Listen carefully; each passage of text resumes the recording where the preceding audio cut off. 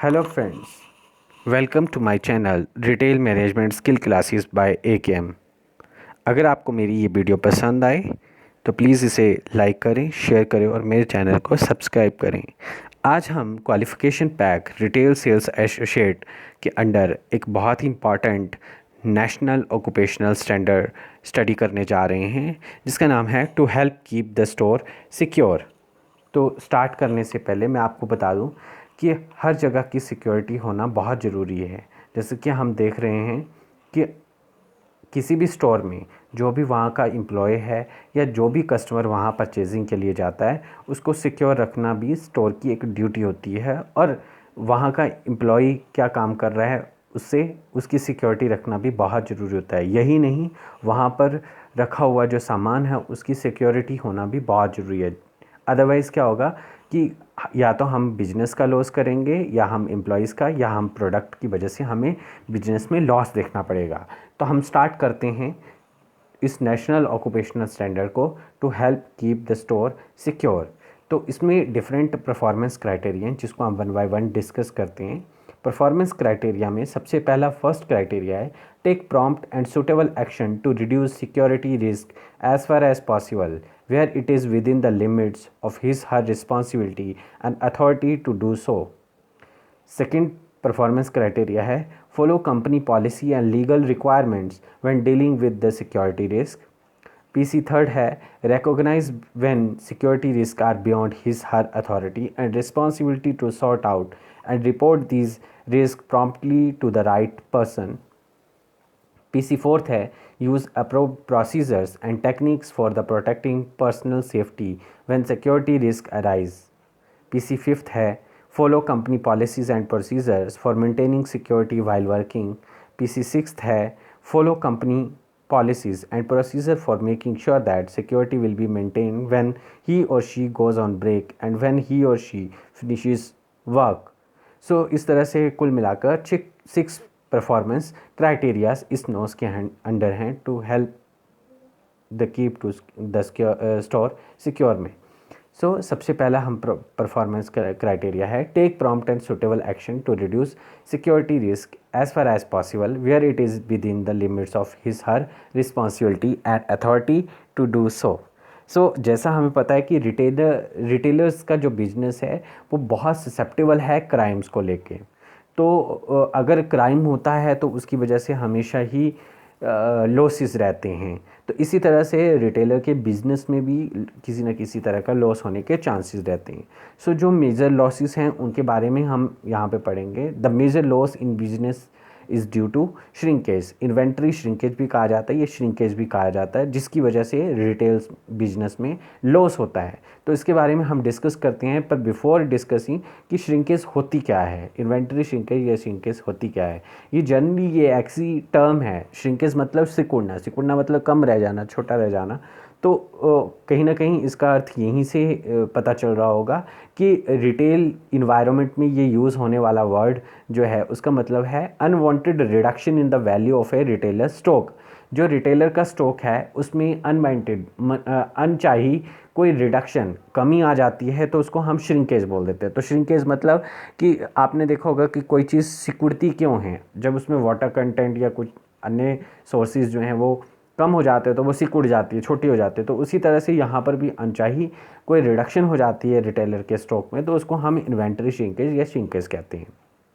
ये जो श्रिंकेज है दो तरह की हो सकती है, नॉन लॉसेस की वजह से या अननोन लॉसेस की वजह से। जो नॉन लॉसेस हैं नाम से पता चल रहा है कि जिनको हम आइडेंटिफाई कर सकते हैं, रिकॉर्डेड फॉर्म में होते हैं और प्रोसेस्ड फॉर्म में होते हैं। तो इसमें जो है अगर कोई लॉस होता है, इसकी वजह से कोई श्रिंकेज होती है, तो इसका मतलब ये चाहे ह्यूमन एरर की वजह से हो सकती है या हमें लिखने की वजह से, किसी भी चीज़ की रिकॉर्ड करने की वजह से ये गलती हो सकती है। इसी तरह से जो नॉन लॉसेस हैं उसको हम कैटेगराइज करते हैं, जैसे कोई नॉन थेफ्ट प्रोसेस है, कोई चोरी का मामला है या कोई एरर आ जाती है, आउट ऑफ डेट और डैमेज कोई प्रोडक्ट हो गया तो उसकी लिखने में गड़बड़ हो गई तो उसकी वजह से लॉस हो जाएगा, या कॉस्ट ऑफ सेल एडजस्टमेंट की वजह से, या कोई डोनेशन हमने किसी को कर दी तो उसकी एंट्री करना भूल गए तो जिसकी वजह से क्या है हमें लॉसेस देखना समटाइम पड़ सकता है। अननोन लॉसेस का मतलब क्या है कि losses only discover following the reconciliation between the result of physical stock take and the retailer's book stock। Retailer book stock और फिजिकल स्टॉक का जो रिज़ल्ट है वो अनमैच कर रहा है, तो ये अनमैच जो है अनलॉस, हमें नहीं पता कि किस वजह से अननोन हो रहा है, ये मिसमैच हो रहा है, तो उसकी वजह से अननोन लॉसेस जो हैं काउंट होता है। और इन लॉसेस के लिए हमें अटेंशन देनी पड़ती है, ज़रूरत होती है अटेंशन देने की। रीज़न कि हमें इसमें क्या अटेंशन देनी पड़ती है कि हमें एक तो क्या किन कारणों से क्या प्रॉब्लम है जिसकी वजह से ये प्रॉब्लम्स आ रही हैं, लॉसेस की प्रॉब्लम आ रही है। दूसरा कि हम इसके लिए क्या एक्शन ले सकते हैं ताकि ये लॉसेस ना हों, और जो एक्शन लिए जाने हैं इन लॉसेस को रोकने के लिए उसके लिए अपनी टीम मेंबर्स को मोटिवेट कर सकते हैं ताकि ये लॉसेस जो हैं, चाहे वो नॉन है चाहे वो अननोन लॉस है, उसको ख़त्म किया जा सके ताकि हमारा बिजनेस बढ़े। क्योंकि एक भी प्रोडक्ट अगर आपके रिटेलर बिजनेस से कम हो जाता है तो उसका कहीं ना कहीं लॉस है, ठीक है, वो या डैमेज हो जाता है या चोरी हो जाता है तो कहीं ना कहीं हमारे लिए लॉस है बिज़नेस में, ठीक है। तो इसलिए हमें इनके ऊपर जो भी एक्शन है पहले तो हमें पता करना है कि किन प्रॉब्लम्स की वजह से ये लॉसेस हो रहे हैं, क्या इसका प्लान ऑफ एक्शन है इसको रिड्यूस करने का, और इन प्लान ऑफ एक्शन को किस तरह से इम्प्लीमेंट करना है, तो उसके लिए टीम को कैसे मोटिवेट किया जा सकता है, तो हम ये लॉसेस को रोक सकते हैं। Now your responsibility at the work place mainly focus around, तो इस तरह से ना आप इन लॉसेस को किस तरह से रिड्यूस करने में हेल्प कर सकते हैं। सबसे पहले अगर हम डाटा से रिलेटेड कोई ऐसी चीज़ है, जैसे हमने बात की बुक कीपिंग और रिकॉन्सिलिएशन स्टेटमेंट में कोई लॉस आ रहा है ना, ये किसी भी तरह का वो लॉस है, तो सबसे पहले हमें सिक्योरिंग द नेटवर्क बात करते हैं। सिक्योरिंग द नेटवर्क, तो हमारा जो नेटवर्क है उसको सिक्योर्ड करना है ना। और सिक्योर कैसे हो सकता है, अगर हम उस नेटवर्क के लिए हम जैसे मैं एग्जांपल ले रहा हूँ कंप्यूटर के केस में, तो हम अपने नेटवर्क को किस तरह से सिक्योर कर सकते हैं, एंटी मालवेयर्स या एंटी वायरसेस को यूज़ करके हम जो है, या फिर हम स्पाई को यूज़ करके ना, और ताकि जो हमारे पास अननोन हैकिंग साइट्स हैं, स्पूफिंग का काम जो लोग करते हैं, उन साइट्स के ऊपर क्या है उनकी कुकीज़ जो है ब्लॉक हो जाती है, तो उनसे हम अपने नेटवर्क को सिक्योर कर सकते हैं।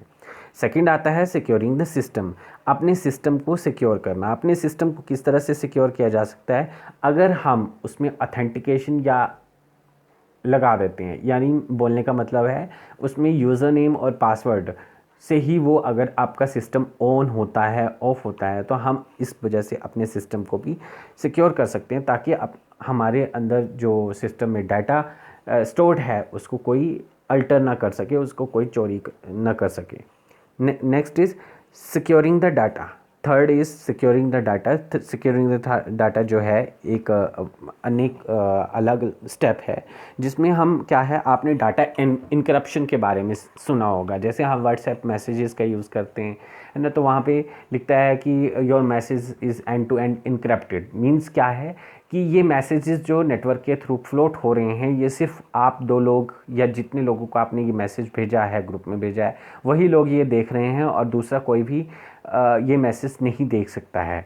तो अपने डाटा को भी सिक्योर किया जा सकता है बाय इनक्रप्टिंग और बाय लॉकिंग मतलब पासवर्ड्स के थ्रू, है ना, ताकि जब आपके एब्सेंस में कोई भी आपके सिस्टम को ओपन ना कर सके विदाउट यूजिंग पासवर्ड और locks.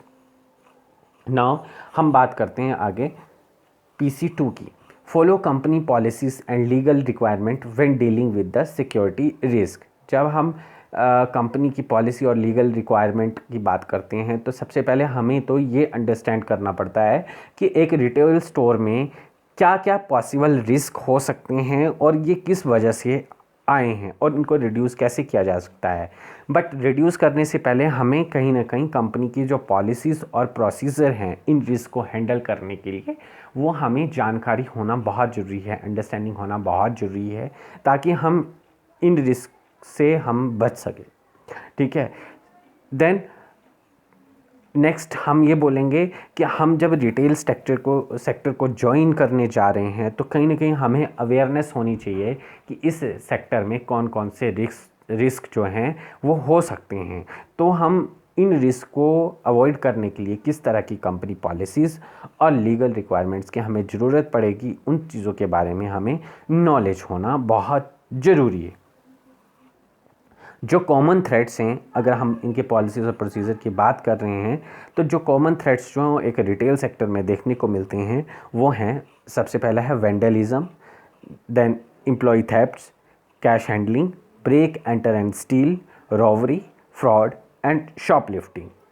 These are the common threads in a retail store, है ना। और इनसे किस तरह से हम इन रिस्क से बच सकते हैं और क्या इसकी कंपनी के प्रोसीजर और नॉर्म्स हैं, प्रोसीजर्स हैं या पॉलिसीज़ हैं जिसकी वजह से हम जो हैं इन थ्रेड्स से बच सकते हैं, उसके बारे में हम वन बाय वन डिस्कस करेंगे कि ये थ्रेड्स क्या क्या हैं, क्या मतलब है इन थ्रेड्स से, है ना, और ये किस तरह से हम इनको अवॉइड किया जा सकता है।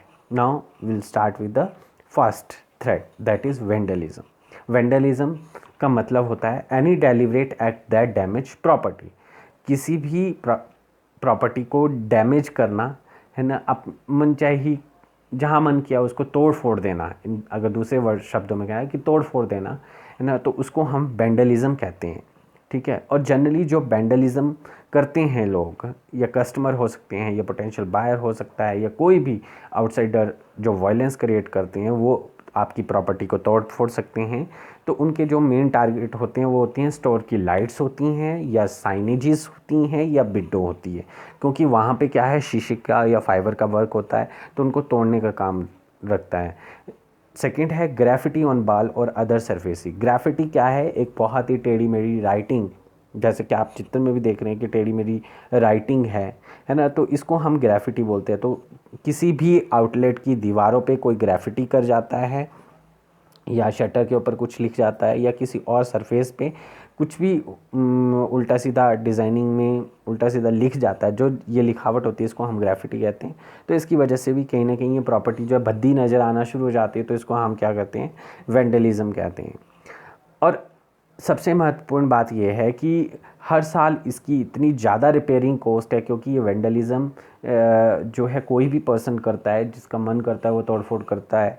तो इसकी वजह से क्या है, समटाइम क्या है, रिटेलर जो है कस्टमर को जो सामान बेचता है, क्योंकि उसको कॉस्ट पूरी करनी होती है, जो लागत उसके प्रोडक्ट्स पे लगी है उसको पूरा करना है, तो समटाइम क्या करता है कस्टमर अपने प्रोडक्ट्स को हाई प्राइसेस पे भी बेचता है to recover the cost. Now second is employ theft. Employ theft नाम से पता चल रहा है जो एम्प्लॉय है वही चोरी कर रहा है। ठीक है। सो कोई भी स्टाफ मेंबर जो कि चोरी का काम करता है उसको हम एम्प्लॉय थेफ्ट बोलते हैं। रीज़न क्या होता है, मिसप्लेस्ड ट्रस्ट, अगर जो है ट्रस्ट नहीं रखा जाता किसी पे, या हायरिंग के समय पर उसका बैकग्राउंड प्रॉपर वे से चेक नहीं किया जाता है, या हमारा जो सुपरविज़न है वो प्रॉपर नहीं है ना, और या फिर basic financial controls like petty cash वगैरह जो है उसके ऊपर कितना खर्चा हुआ है, जो एक्सपेंसेस हैं स्टोर के कितने हुए हैं, कितने जो होने वाले हैं, अगर उसके ऊपर प्रॉपर या बिजनेस से रिलेटेड कोई टूर्स और ट्रिप है तो उसमें कितना खर्चा हुआ है, अगर उसको प्रॉपर वे से नहीं चेक किया जाता है तो कहीं ना कहीं उसमें भी चोरी होने का डर रहता है रिटेल में। तो इसको हम एम्प्लॉय थेफ्ट के अंदर काउंट करते हैं। Now third is cash handling. Cash handling क्या है, एक कैश हैंडलिंग किसे क्या कहा जाता है, जब भी कोई पर्सन जो है आपको मनी देता है ना, बिजनेस में, है ना, चाहे वो क्लाइंट हो चाहे वो कस्टमर हो, है ना, प्रोडक्ट के बदले दे रहा है, तो उसको हम कैश हैंडलिंग बोलते हैं। ठीक है। तो cash handling range from point of sale to the behind the scene money management during the day. So cash handling not only कि एक जो मनी है हम cash as a cashier customer से ले रहे हैं, बट ये भी है कि कहीं ना कहीं कैश मैनेजमेंट प्रोसेसेस भी आती हैं, तो उसमें जो फ्रॉड होता है, उसमें जो हेरा फेरी होती है, उसको हम कैश हैंडलिंग में भी थ्रेट माना जाता है। सो cash handling risk in retail sector क्या हो सकता है? लैक ऑफ अकाउंटेबिलिटी, है ना, कोई भी रिस्पॉन्सिबिलिटी नहीं लेता और ऐसे पड़ा रहता है कैश काउंटर पे, तब ये क्या हो सकता है, कहीं ना कहीं कैश हैंडलिंग को लेके कोई थ्रेट्स हो सकता है। Custody, no custody of cash, lack of security, no documented procedure, जो भी लेन देन हो रहा है पैसे का उसका कोई भी डॉक्यूमेंटेड प्रोसीजर नहीं है। काउंटिंग में एरर हो गई है, बार बार काउंटिंग कर रहे हैं तो काउंटिंग नहीं हो रही है, तो किसी ने अपनी पॉकेट में डाल के रख दिया कुछ नहीं, तो वो कम आ रहे हैं पैसे, तो इस वजह से क्या है, कैश हैंडलिंग प्रोसीजर में क्या है, प्रॉब्लम हो सकती है। Now break enter and steal, break enter and steal में any unlawful entry to commit a theft, unlawful activity कोई भी होगी जिसमें हम क्या करते हैं कि जो लॉक है उसको तोड़ा और एंटर चले गए, तो generally small business are prime target. जो बिजनेस हैं वो क्या हैं, छोटे बिजनेस हैं, वहाँ पे चोरी हो जाती है शॉप में, क्या तो उसको हम ब्रेक एंटर सील कॉन्सेप्ट में लेते हैं। ये क्या थ्रेट है? एक रोबरी, स्टील और taking anything of value by force, violence and threats, business which are most prone to this risk, ठीक है, वो हैं ट्रेड एट नाइट, अगर नाइट टाइम पे कोई ट्रेडिंग करता है ना, प्रमिसेस में ही कैश रखता है, हाई रिस्क एरिया है या तो आपका जो एरिया है, तो वहाँ पे क्या होता है कि रॉबरी होने के चांसेस ज़्यादा होते हैं। और रॉबरी क्या होता है कि फोर्स और वायलेंस के साथ जो है वो चोरी करने का काम किया जाता है, तो इसको हम रॉबरी बोलते हैं। Now fraud and intentional deception, मतलब धोखा देना, किसी को चीट करना, बेईमानी करना, उसको हम क्या बोलते हैं? फ्रॉड बोलते हैं।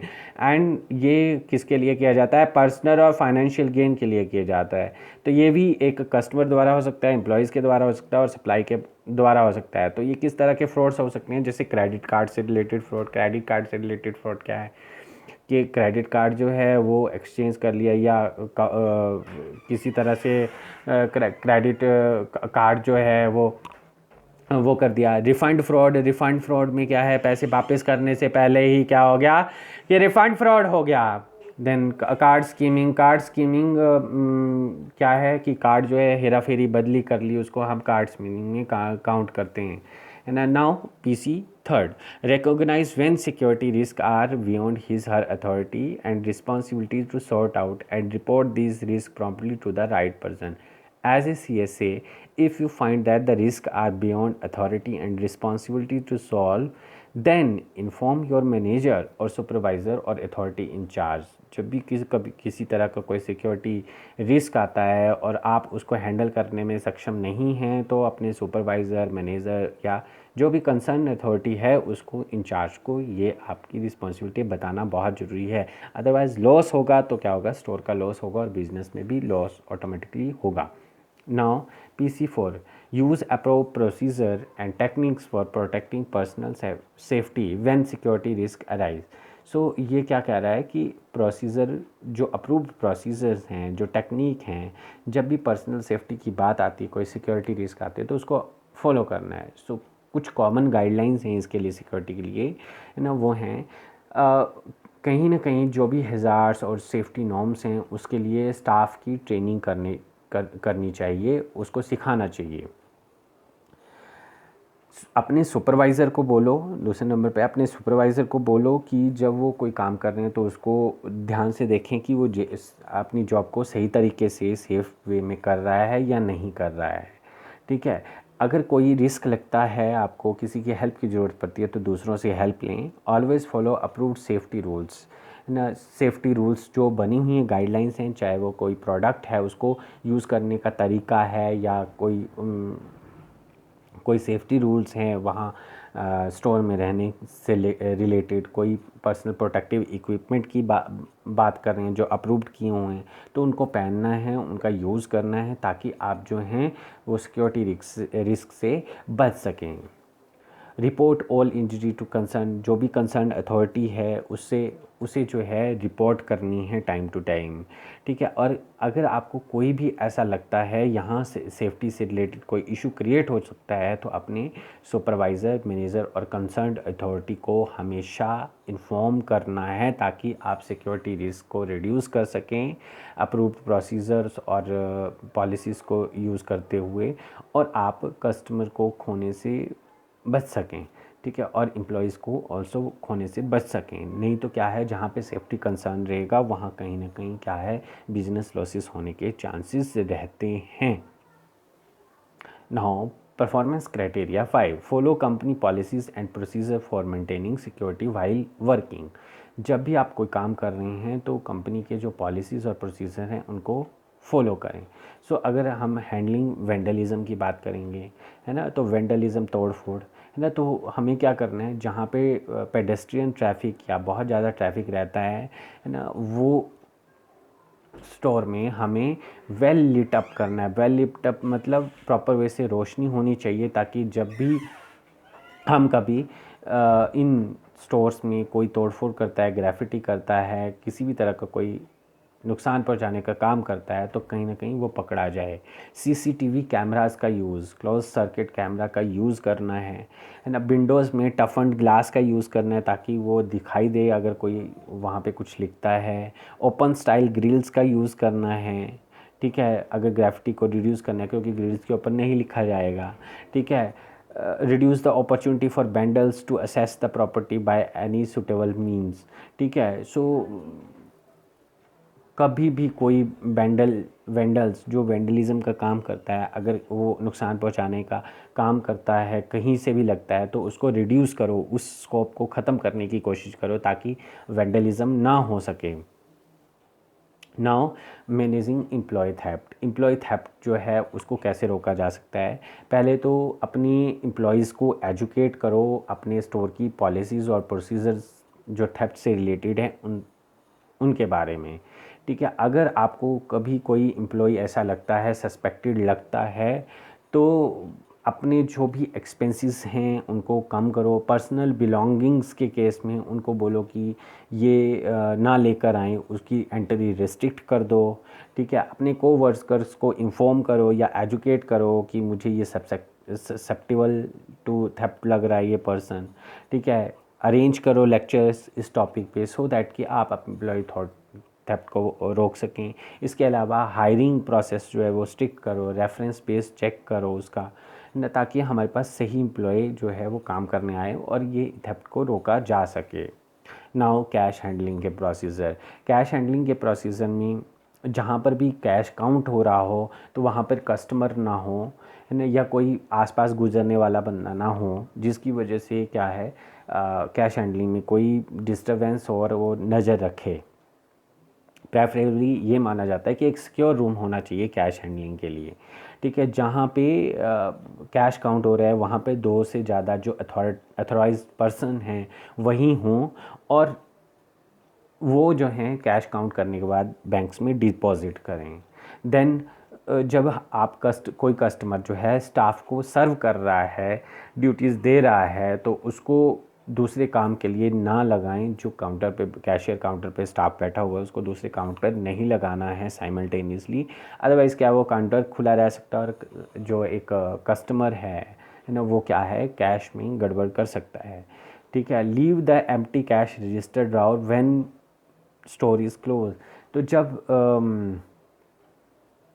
जब जो भी आपका कैश रजिस्टर ड्रॉअर है या जहाँ पे कैश है, तो उसको ओपन रखना है जब आप स्टोर में नहीं हैं, स्टोर क्लोज़ है, ताकि अगर कोई चोरी करना चाहता है कैश हैंडलिंग में, तो उसको पता लगे कि यहाँ पे कैश अवेलेबल नहीं है ना।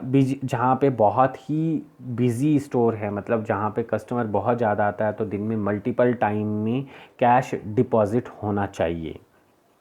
Now reducing losses from robbery मैंने आपको बताया था कि क्या है, फोर्सफुली या वायलेंस क्रिएट करके कोई चोरी चकारी करना, उसको हम रोबरी बोलते हैं। तो कोई भी इस तरह की सस्पिशियस एक्टिविटी होती है तो एक दूसरे को इन्फॉर्म करें। Regularly clear cash from store का जो भी कैश है उसको रेगुलरली वहाँ से हटा लेना चाहिए, ठीक है। लाइटनिंग को इम्प्रूव करो स्टोर की, ताकि हर कोना दिखाई दे। ठीक है। डेड लॉक्स या कॉर्डेड लॉक को इंस्टॉल करो, अलार्म सिस्टम को इंस्टॉल करो स्टोर में। ठीक है। स्टाफ को पर्सनलाइज कस्टमर के साथ से होने से रोकना है, क्योंकि क्या होता है, पर्सनलाइज जब हो जाती हैं बातें तो कई बार क्या है, रिस्ट्रिक्शन नहीं रहती एंट्रीज़ के लिए, है ना। और अगर कोई भी पर्सन है उसको क्या है, स्टाफ एरिया में जो ऑफिस एरिया है उसमें अदर देन स्टाफ, है ना, मतलब कस्टमर को एंटर ना करने दिया जाए। अगर इन केस कोई इस तरह का इवेंट हो जाता है तो पुलिस को इन्फॉर्म करना बहुत ज़रूरी है। Now handling shoplifting. ऑलरेडी ये जो टॉपिक है हमने एक अलग वीडियो में शॉपलिफ्टिंग के बारे काफ़ी डिटेल में हमने किया हुआ है, आप डिस्क्रिप्शन में इस वीडियो का लिंक देख सकते हैं। Now, PC6 follow company policies and procedures for making sure that security will be maintained when he or she goes on break and when he or she finishes work. Inform the co-workers that you will not be around. ठीक है। सो जब भी company के कोई भी policies और procedure के बारे में हम बात कर रहे हैं, जब आप कोई काम ख़त्म कर लेते हो तो हमेशा को-वर्कर्स को बोल के जाओ कि मैं ये काम ख़त्म करके अभी कहीं और जा रहा हूँ, ब्रेक के लिए जा रहा हूँ, या किसी ने ऑफिसर ने या टॉप लेवल मैनेजमेंट के किसी पर्सन ने बुलाया है, प्लीज़ इस सिस्टम का ध्यान रखना है। Do not exceed your break time. जो आपका ब्रेक टाइम है उतना ही टाइम लगाना है, उससे ज़्यादा टाइम कभी नहीं करना है। आप अपने सिस्टम का पासवर्ड इवन को वर्कर के साथ भी या किसी के साथ भी शेयर नहीं करना है, ताकि आपका डाटा या डाटा सिक्योरिटी या सिस्टम सिक्योरिटी, नेटवर्क की सिक्योरिटी ना रहे। Ensure that you do not let customer enter the designated area for staff. इतना सुनिश्चित करना है कि कस्टमर जो है कोई भी स्टाफ के लिए डेजिग्नेटेड एरिया है वहाँ ना जा पाए। Before the store get closed ensure that your double check locks. जब स्टोर क्लोज़ होता है तो आपको डबल चेक करना है, बार बार चेक करना है कि कोई भी लॉक खुला ना रह जाए, बिकॉज़ छोटी सी गलती जो है वो भारी पड़ सकती है। So this is all about the PC performance criteria. These are 6 in numbers. So this is all about NOS to help keep the store secure. Thank you from Retail Management Skill Classes by AKM.